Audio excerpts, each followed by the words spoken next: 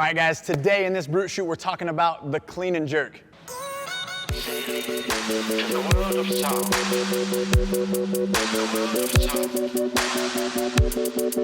And I'm not talking about just a 1 rep max clean and jerk. And no, all you bros out there that are bench pressing and doing the lat pull downs, like, don't tune me out at this point.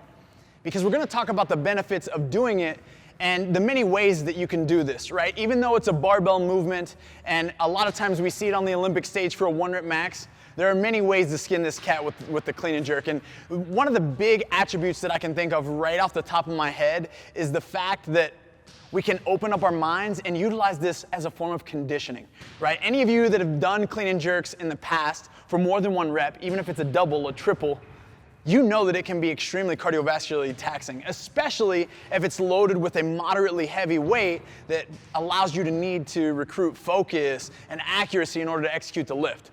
So think about being able to dive outside of even 5s and 10s and 15s. You guys that have been around the CrossFit space know, for right off the top of my head, of a benchmark workout called Grace. Grace is a workout that at 135 pounds or 95 pounds, you're taking a barbell from the ground to the shoulders to overhead. Yes, a clean and jerk, 30 reps for time. There are people in the CrossFit space that can do this completely unbroken, really fast. We're seeing times under 80 seconds, under 75 seconds. Extremely impressive. But the thing that we want to relate to and recognize there is that the power output is tremendously high, right? The clean and jerk serves many purposes because of the fact that you can do it heavy, but because of the fact that you can do it for many reps in a sequential form over time, we're training both anaerobically and even to a stretch aerobically, depending on what we couple it with, because we don't have to do it as a standalone movement.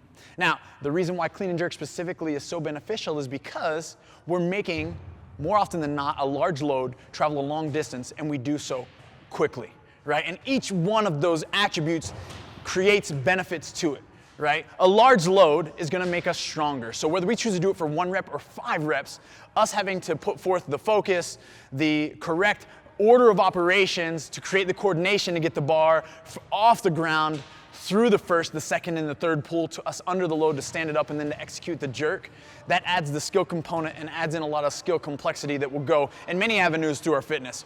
Then, a long distance is where we get the correlation to power, right? You guys think about laying on a bench and doing bench pressing. Certainly you can do a lot of reps there, and you might be able to slang some weight, and yeah, you want to work your chest, and all that stuff's great for local muscle conditioning and local muscle endurance. But because you're on your feet, because you're taking the load from the ground to your shoulders, then to overhead, that's why we get the heart rate spike. That is why we get so much of a hormonal response from a movement like this, is because that large load is now traveling a much longer distance than a traditional accessory lift or a barbell curl or a bent over row or an upright row, right? And then clearly, quickly is one of the most overlooked attributes. We want speed, we want power. You guys and gals out there, you want to be able to sprint, you want to be able to jump. You can train these aspects and attributes specifically with 1 rep max clean and jerks, with variations of clean and jerks, whether it be hang to a clean, whether it be hang, power clean. You guys get the idea. There are many ways to go through this, but the clean and jerk serves many, many purposes. And the one thing that I want you to take away from this brute shoot is that you may not be training to be an Olympic gold medalist. But if you guys are going through a program, no matter how sound you may view it as or how intense you think it may be, you're likely lacking if you don't include this lift in a weekly either progression or some sort of creativity and varied way in order to apply it to the gains that you're wanting to see. Heck, I'll even throw you a bone. The clean and jerk can improve your bench press, right? We're pressing in a different direction. We're working on utilizing our entire body to move a mass over our head. And yeah, trust me, even though it's a different press than this, it can actually improve the stability in your shoulder and lead to a new 1 rep max even on the bench press. So guys, if you're out there watching this, start doing some more clean and jerks.